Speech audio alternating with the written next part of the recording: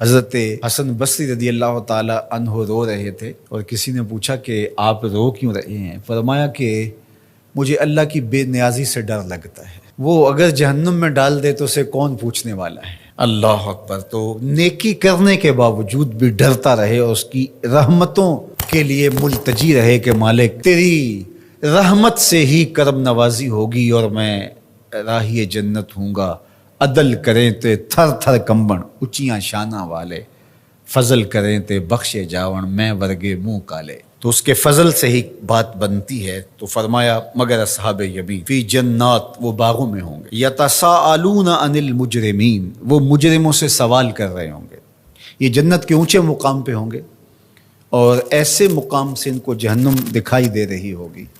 اللہ ان کے قوا اور ان کی صلاحیتوں کو جنت میں فزوں تر کر دے گا۔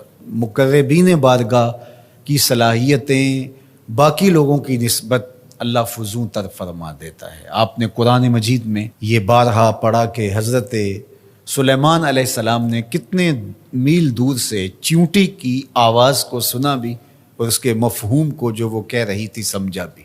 تو یہ صلاحیت ان کو عطا کی گئی۔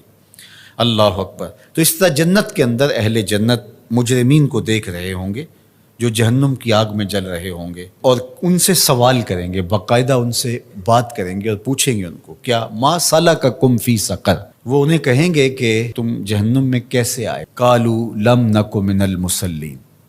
وہ کہیں گے ہم نماز نہیں پڑھتے تھے، نماز نہ پڑھنے کا سبب ہوا کہ آج ہم جہنم کا ایندھن بنے ہیں۔ وَلَمْ نَكُ نُطْعِمُ الْمِسْكِينَ، اور ہم مسکینوں کو کھانا نہیں کھلایا کرتے تھے۔ عبادات یہ اللہ کا حق ہے جو بندے کے اوپر لازم ہے، اور ہم نمازوں کی کثرت اور دیگر اعمال خیر کی بجا آوری سے اپنے معاشرے کے دکھی، لاچار اور مجبور لوگوں سے اپنی نظریں نہیں ہٹا سکتے کہ ہم تو میاں پنج گانا نماز پڑھتے ہیں، کسی کو دکھ نہیں دیتے، اذیت نہیں پہنچاتے، تکلیف نہیں پہنچاتے، کافی ہمارے لیے۔ تو وہ کہیں گے ہم نماز نہیں پڑھتے تھے اور مسکینوں کو کھانا نہیں کھلاتے تھے۔ چلو یہ تو نماز بھی نہیں پڑھتے تھے، یہ ان کا ایک جرم، اور دوسرا جرم کہ وہ مسکینوں کو کھانا نہیں کھلاتے تھے اور جہنم کی آگ میں جل رہے ہیں۔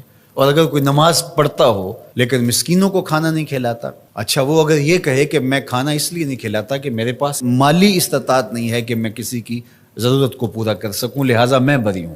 لیکن قرآن نے اس سے بھی آگے کی بات کی، جو شخص مالی طور پہ مستحکم نہیں ہے لیکن اللہ نے اس کو زبان دی ہے، اللہ نے اس کو اثر و رسوخ دیا ہے، وہ کسی کو ترغیب دے کر کے کسی دکھی کی ضرورت کو پورا کروا سکتا ہے، اور وہ کہے کہ جناب میری یہ ذمہ داری میں شامل نہیں ہے، تو قرآن نے اس کی بھی مذمت کی۔ وَلَا يَحُضُّ عَلَىٰ طَعَامِ الْمِسْكِينِ، فرمایا کہ یہ مسکینوں کو کھانا کھلانے کی ترغیب نہیں دیتا۔ اس کو چاہیے تھا کہ وہ امراء کو اس کی ترغیب دیتا اور غرباء کی طرف ان کو متوجہ کرتا، تو اس کا یہ عمل بھی صدقہ قرار پاتا اور اس کا یہ عمل بھی اللہ کی رضا کا سبب اور ذریعہ ہوتا، اور وہ کہتا ٹھیک ہے یہ تڑپتے رہے، میں کیا کر سکتا ہوں، اور میں ان کے لیے کسی کو ترغیب ہی کیوں دوں۔ تو اس کی بھی مذمت کی گئی، اور ایسے نمازیوں کو کہا کہ وہ اپنی نمازیں دکھاوے کی نمازیں پڑھ رہے ہیں، انہیں نماز کے فلسفے سے ہی آگہی نہیں آئی۔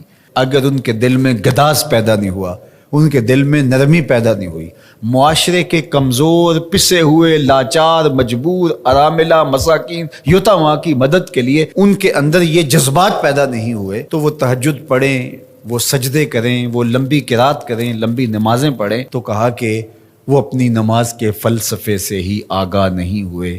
نماز کا عملی نتیجہ یہ تھا کہ وہ ضرورت مندوں کی ضرورت کو پورا کرتے۔ ان کے پاس اگر مالی استطاعت ہے تو اللہ کے دیے ہوئے اس مال سے، اور اگر وہ مالی استطاعت نہیں رکھتے تو اللہ نے ان کو جو دیگر صلاحیتیں بخشی ہیں ان سے وہ تحریص دلاتے، ان سے وہ ترغیب دیتے، اور ان کے کہنے سے کسی دکھی، لاچار، مجبور کی ضرورت پوری ہو جاتی۔ تو یہ ان کو کرنا چاہیے تھا۔ حضرت سیدنا شیخ عبد القادر الجیلانی علیہ رحمہ و رضوان فرماتے ہیں آدھا فقر برہنہ بدن لوگوں کو لباس دینا اور بھوکوں کو کھانا کھلانا ہے، باقی عبادات، نیکیاں، چلے، مراقبے، ریاستیں، یہ جو کچھ ہے یہ آدھا ہے۔